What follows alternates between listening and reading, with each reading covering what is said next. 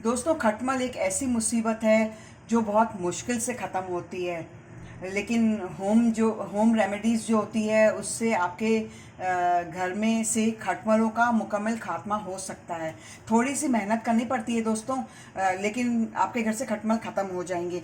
आज की जो रेमेडी मैं लेकर आई हूँ, मैंने क्या किया था, यहाँ पे मैंने नीम के पत्ते लिए थे और इन्हें जो है मैंने धूप में सुखा लिया था।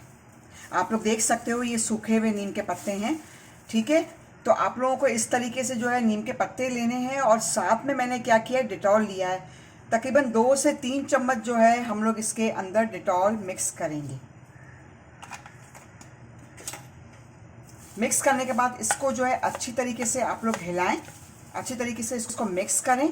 और मिक्स करने के बाद आप लोग क्या करोगे कि इसको जो है अपने मैट्रेस के नीचे, अलमारी के ऊपर और जहाँ जहाँ आपको लगता है कि आपके घर में खटमल मौजूद है, सोफ़े के नीचे और जहाँ पर भी आपको लगता है खटमल मौजूद है, वहाँ पर जो है आप लोग जो है इस नीम के पत्तों को, डिटॉल वाले नीम के पत्तों को डालना शुरू कर दें। आपके घर में से खटमल फौरी तौर पर ख़त्म हो जाएंगे।